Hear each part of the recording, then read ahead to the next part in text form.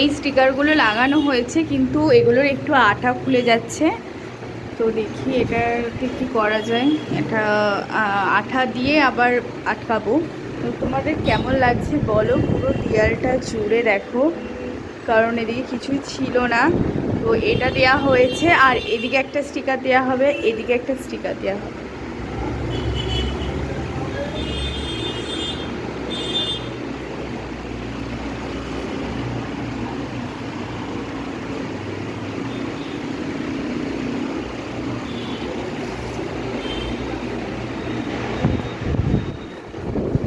আর এই দেখো একটা খুশবু আমার।